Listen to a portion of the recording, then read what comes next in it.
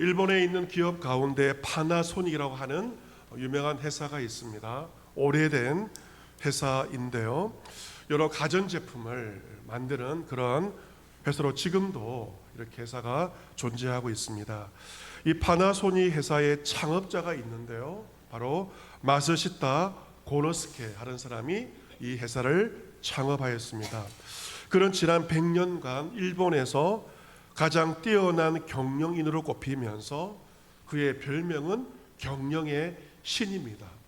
얼마나 경영을 잘했는지 경영의 신으로 추앙을 받고 있습니다. 하지만 그의 집안은 너무도 가난하였습니다. 그는 초등학교를 다 마치지도 못하고 중퇴를 하였고, 그리고 9살 때 생계를 위해서 혼자 오사카라고 하는 도시로 오게 되었습니다. 어머니와 헤어져서 9살짜리 아이가 혈혈단신으로 오사카에 오게 되었습니다. 그에게는 3가지 악재가 있었는데요. 먼저는 학력이 없었고, 두 번째 몸이 허약하였고, 세 번째 가난한 3가지 인생의 악재가 있었지만 그는 거기에 굴하지 않았습니다. 그는 말합니다. 나는 하나님 주신 3가지의 은혜 덕분에 크게 성공할 수 있었다라고 말합니다. 첫 번째 은혜는 나의 집이 몹시 가난했던 것이다. 우리 집의 가난 덕분에 나는 어릴 적부터 구두를 닦고 신문을 파는 고생을 하기는 하였지만 밑바닥의 고생을 통해서 세상을 살아가는데 필요한 소중한 경험을 얻게 되었다. 첫 번째 은혜라고 이야기하였습니다. 두 번째 은혜는 태어났을 때부터 몸이 몹시 약했다는 것이다. 하지만 그 덕분에 항상 운동에 힘을 쓰게 되었고 늙어서도 건강하게 지낼 수 있게 되었다라고 말합니다.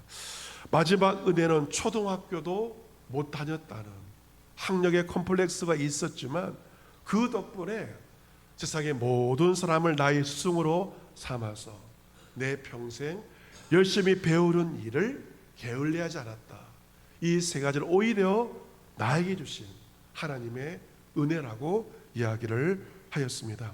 이 마스시타의 경영 철학이기도 하고 인생의 좌우명이 있는데요. 그것은 뭐냐면 비가 오면 우산을 쓰면 된다. 이게 그의 인생의 좌우명이기도 하고 경영 철학이기도 합니다. 비가 오면 무엇을 쓰면 된다? 우산을 쓰면 된다는 것입니다. 비가 무엇을 의미할까? 비란 예상치 못한 인생의 역경을 말하는 것이라면 우산이 무엇을 가리킵니까? 비가 오고 역경이 찾아와도 반드시 피할 길은 있다. 이것이 그의 인생의 좌우명이었고 경영 철학이기도 하였습니다. 이 마스시타 고노스케는 일본 사회가 2차 세계대전 이후에 절망과 혼돈 가운데 있었을 때 단순한 경영인만이 아니라 일본 사람들의 삶의 스승이었고 정신적 버팀목이 되었기 때문에 그의 별명이 바로 마스시타 오야지, 그를 오야지 아버지라고 그렇게 많은 사람들이 불렀던 것입니다. 그런 경영 외에도 자신처럼 흙수저, 가난한 형편에 있는 미래의 정치 지도자 육성을 위해서 그 유명한 마스시타 정경숙이라고 하는 정치 교육 기관을 만들었습니다. 그래서 자신처럼 어려운 환경 가운데서도 미래 일본 정치 리더들을 발굴하고 교육을 시켰는데요. 이번에 최초 일본 여성 총리가 된 이자분이 있죠. 다카이치 역시 마스시타 정경숙의 5번째 5기 출신이기도 한 것입니다. 여러분, 인생의 위기를 겪기 마련입니다. 하지만 마스시타의 말처럼 비가 오면 우산을 쓰면 된다는 말처럼 아무리 어려운 일 가운데도 언제나 피할 길은 있기 마련입니다. 우리는 사도행전 강해를 통해서 선교 사역을 감당하였던 사도 바울에게도 평탄한 길이 아니라 엄청난 숱한 어려움이 정말 많았음을 보게 되었습니다. 이것은 믿음의 길에서도 어려움을 피할 수는 없다는 것입니다. 사도행 23장 말씀에서 사도 바울은 유대인의 최고 재판 기구인 우리나라의 대법원과 같은 유대인의 공회에 서게 됩니다. 약 70명의 공회원들 앞에서 그런 최후 진술을 하게 되는데, 나는 범사의 양심을 따라 하나님을 섬겼습니다. 이 말은 하늘을 향해 한 점 부끄러움이 없이 살았음을 이야기하였습니다. 그래서 대제사장 아나니아라는 사람은 그 입을 다물라, 입을 치라고 명령합니다. 얼마나 무서운 말입니까? 또한 바울이 공회에서 죽은 자의 소망, 부활의 소망이 있다, 죽음이 끝이 아니고 부활의 소망이 있음을 이야기하자 부활을 인정하지 않던 사두개인들은 바울을 찢어 죽이려고 합니다. 얼마나 살벌한 분위기였는지 알 수가 있죠. 바울을 찢어 죽이려고 하였던 것이죠. 살기 등등한 그런 공회의 분위기였습니다. 그때 로마 군대의 천부장은 바울을 살려줍니다. 군인들을 명하여서 바울을 공회에서 로마 군대 영내에 두도록 하면서 바울의 생명을 지켜주었고, 바울은 구사일생으로 목숨을 건지게 되었습니다. 그날 밤 주님께서 바울 곁에 서서 이르십니다. 담대하거라, 바울아 담대하거라. 예루살렘에서 나의 일을 증언한 것 같이 로마에 가서도 나를 증언하여야 하리라 라고 주님께서 그날 밤에 바울에게 말씀하십니다. 하나님 위로의 말씀을 듣고 바울은 그의 마음을 추스릴 수가 있었을 것입니다. 여러분, 유대인의 공회에서 바울이 죽을 뻔하였지만 살아났습니다. 큰 고비가 지난 것처럼 보이지만 오늘 말씀 보시면 더 큰 어려움이 바울에게 찾아오는 것을 보게 됩니다. 그래서 산 너머 무엇이 있습니까? 산 너머 산이 있는 것이 우리의 인생입니다. 이 어려움 이겨내면 평탄하겠지? 아닙니다. 그 큰 어려움을 이겨나게 되면 더 큰 어려움을 맞이하는 것이 산 너머 산인 것이 우리의 인생입니다. 그날 밤이 지나고 날이 새자 유대인들이 모입니다. 그들이 패거리를 형성합니다. 그들이 패거리를 형성해서 맹세하죠. 무엇을 맹세합니까? 저 바울을 죽이기 전에는 먹지도 않고 마시지도 않겠다라고 맹세합니다. 저놈을 반드시 죽여버리겠다. 40명이 무려 이렇게 동맹을 하고 패거리를 형성을 하게 됩니다. 그들은 어떻게 바울을 죽일까 연구를 합니다. 연구를 하다가 좋은 전략을 짜게 되었고, 그것을 대제사장과 장로들에게 가서 자신들의 전략을 이야기를 하고 협조 요청을 하게 됩니다. 15절 말씀이 그들의 작전입니다. 어떤 작전입니까?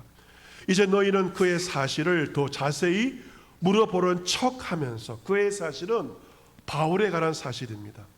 공의와 함께 천부장에게 청하여 바울을 너희에게로 데리고 내려오게 하라. 우리는 그가 가까이 오기 전에 죽이기로 준비하였노라. 이것이 40명의 작전입니다. 쉽게 말하면 바울이 지금 어디에 있나요? 로마군의 영내에 있습니다. 로마군의 영내에 있으면 40명은 바울을 죽일 수가 없잖아요. 그래서 어떻게 합니까? 영내에서 다시 공회로 오게 하는 것입니다. 그러면 공회로 오는 길에 매복하였다가 그 길에서 바울을 한꺼번에 단 한 번에 죽이는 것, 일격을 가하는 것, 매복을 통해서 바울을 죽이는 것이 40명이 짠 작전이었고 전략이었습니다. 물론 바울이 로마 군대 영내에서 공회로 올 때 소수의 호위 병력이 있었겠지만 40명이 달려든다면 이겨낼 수가 없습니다. 사도 바울 혼자 어찌 40명의 단검을 진 자들을 이겨낼 수 있겠습니까? 어쩌면 바울에게는 유대인의 공회에서보다 더 짙은 죽음의 그림자가 드리워지게 된 것입니다. 그런데 16절에 피할 길이 생기게 됩니다. 그것은 바로 바울의 생질이 그들이 매복하여 있다는 소식을 듣게 된 것입니다. 이 생질은 요즘 잘 안 쓰는 단어인데요, 누님의 아들, 쉽게 말해서 이제 외조카라고 그렇게 말할 수가 있는 것이죠. 누이의 아들인 것입니다. 누이의 아들인데 바울의 조카가 되는 그러한 이제 남자 청년이죠. 어떻게 해서 이 바울의 생질이 알게 되었는지, 그들의 음모를 알게 되었는지는 성경에 나와 있지 않지만 추측해 보건대 아마 이 바울의 생질은 40명의 누군가와 아마 가까운 관계를 맺었기 때문에 그러한 소식을, 비밀을 알게 된 것으로 추측해 볼 수가 있습니다. 바울의 생질은 외삼촌인 바울의 음모를 듣고 깜짝 놀라게 되었을 것이고 아마 소름이 돋았을 것입니다. 그런 즉시 로마 군대 영내로 들어가서 외삼촌 바울에게 이 사실을 알리게 됩니다. 바울은 그 이야기를 듣고 가만히 있지 않죠. 즉각 최고 책임자인 천부장에게 도움을 청하게 됩니다. 바울은 백보자 한 사람을 청하여 말하기를 이 청년을 천부장에게로 인도하라. 그에게 무슨 할 말이 있다라고 이야기를 합니다. 결국 천부장이 그 소식을 보고를 받고 바울의 생질의 손을 잡고 물러가서 조용히 묻습니다. 내게 할 말은 과연 무엇이냐라고 묻자 생질이 대답을 합니다. 유대인들이 공모를 했습니다. 그들은 바울에 대해 더 자세한 것을 묻기 위함이라 하면서 내일 그를 데리고 공의로 내려오기를 당신께 요청을 할 것입니다. 그러면 당신은 그들의 청함을 따르지 마십시오. 왜냐하면 그들 중에서 바울을 죽이기 전에는 먹지도 않고 마시지도 않기로 맹세한 자 40명이 바울을 죽이려고 숨어서 지금 다 준비하고 있고 당신의 오케이 사인만, 허락만 기다리고 있습니다. 음모에 대해서 이야기를 합니다. 본문 21절의 천부장은 그 말을 깜짝 놀랐을 것입니다. 그리고 청년을 보내면서 경계합니다. 이 일을 내게 알렸다고 아무에게도 이르지 말라. 왜 이 말을 하였을까? 그 사실이 알려지게 되면 바울의 생질도 죽게 됩니다. 40명한테. 그렇기 때문에 너 이 일을 아무한테도 이르지 말라라고 신신당부를 하게 되고, 그리고 천부장은 청년의 말을 듣고 바울을 살릴 수 있는 조치를 취하게 되는데 자세한 조치의 내용은 다음 주 본문에서 말씀드리고자 합니다. 여러분, 바울은 40명의 자객들을 통해서 죽을 뻔하였지만 구사일생으로 목숨을 건지게 되었습니다. 천만다행이죠.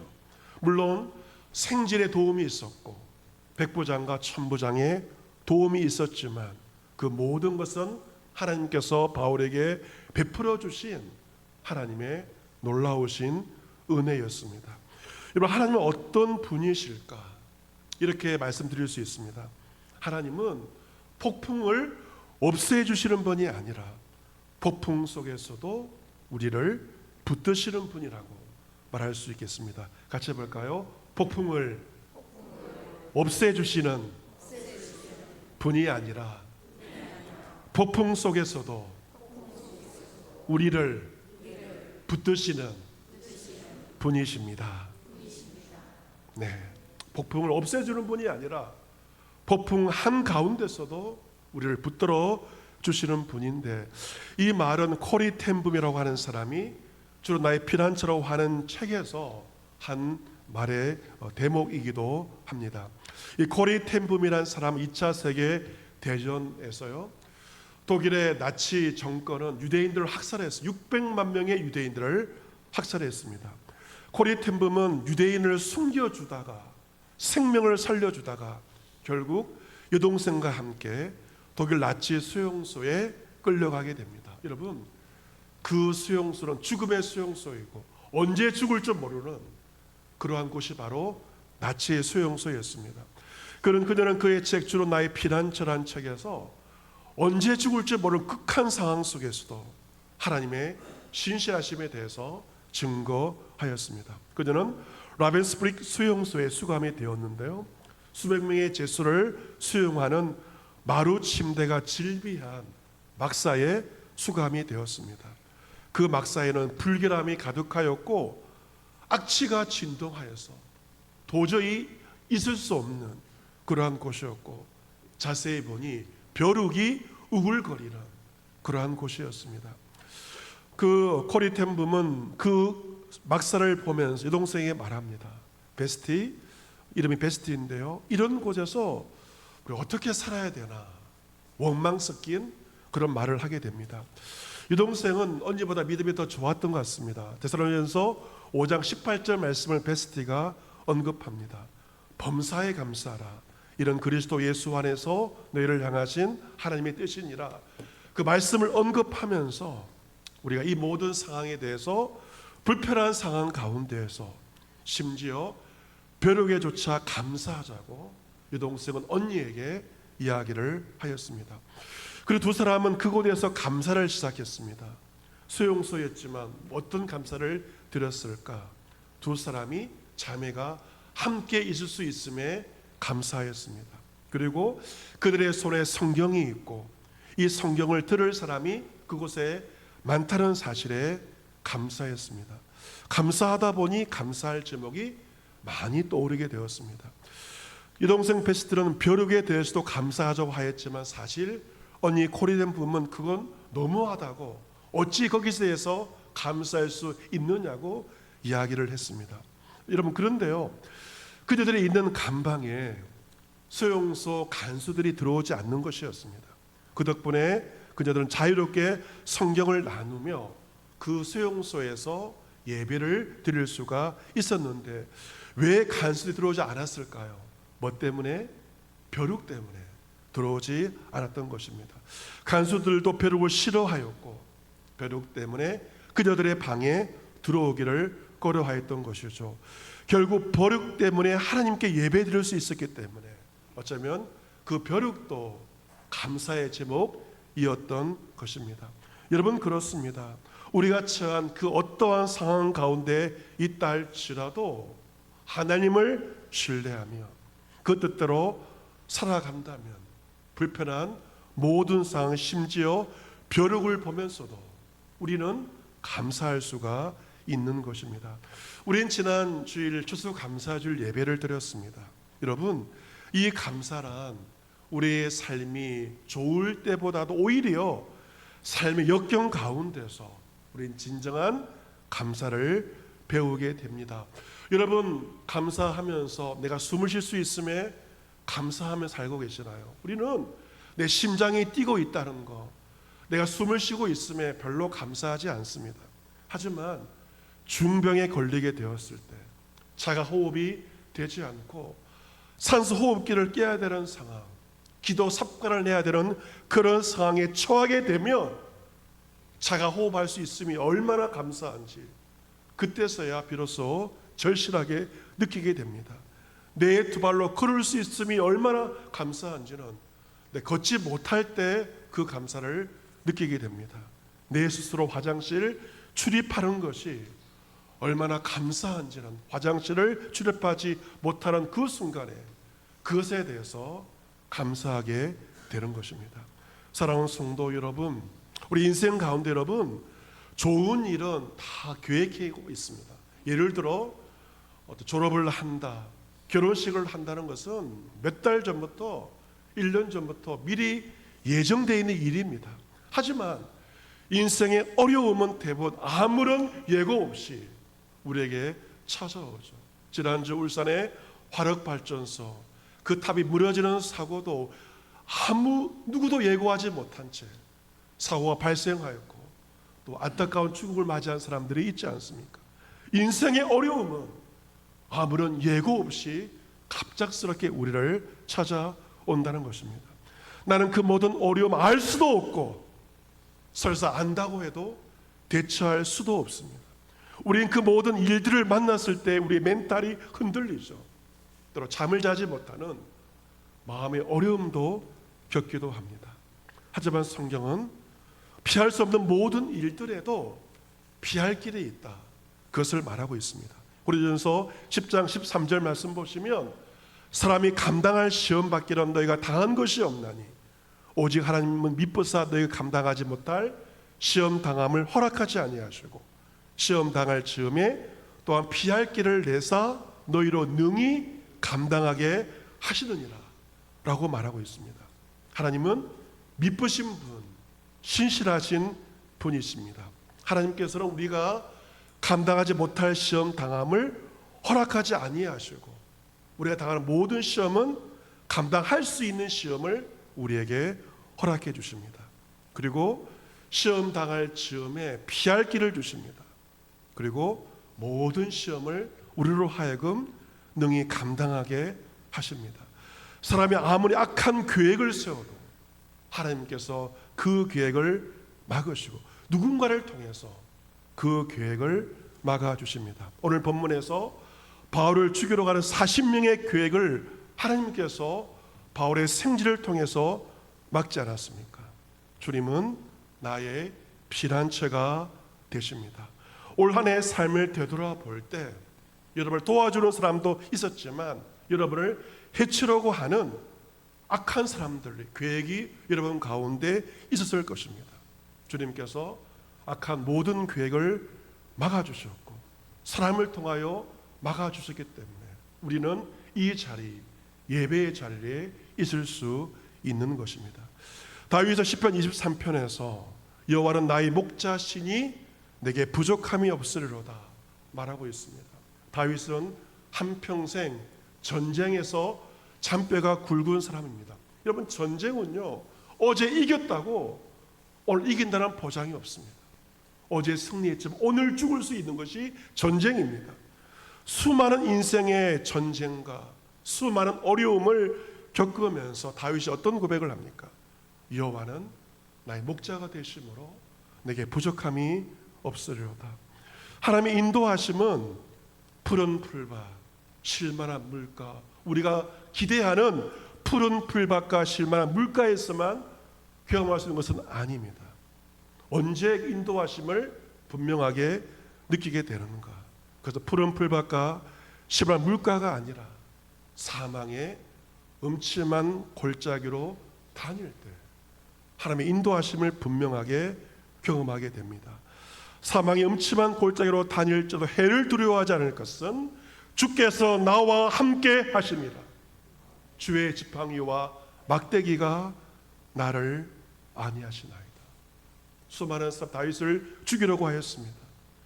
음침한 골짜기로 다닐지라도 다윗 두려워하지 않았던 것은 주님은 나와 함께 하시고 주의 지팡이와 막대기로 나를 지켜주시는 분임을 다윗은 경험하였던 것입니다. 주께서 내 원수의 목전에서 내게 상을 차려주시고 기름을 내 머리에 부으셨으니 내 잔이 넘치나이다. 주님은 다윗의 원수의 목전에서 상을 차려주심으로 다윗의 원수들을 부끄럽게 하셨고 다윗을 지켜주신 것입니다. 여러분, 다윗이 고백했던 것처럼 하나님의 선하심과 인자하심은 우리의 평생에 여러분과 저와 함께 하실 것입니다. 이번 한 주도 그 하나님을 나의 피난처로 삼으시면서 살아가시기를 바랍니다. 반드시 피할 길이 있다. 아무리 어려운 일들을 만나지만 피할 길은 있음을 꼭 기억하시고 그 어떤 상황에도 감사하며 살아가시기를 바랍니다. 이번 한 주 한 걸음 한 걸음 인생 길을 걸어갈 때 우리 눈동자같이 지켜 보호하시는 주의 인도하심 가운데 주님께 감사하며 주님께 찬송하며 인생의 길을 걸어가는 여러분과 여러분의 가정이 될 수 있기를 주님의 이름으로 축복합니다. 아멘.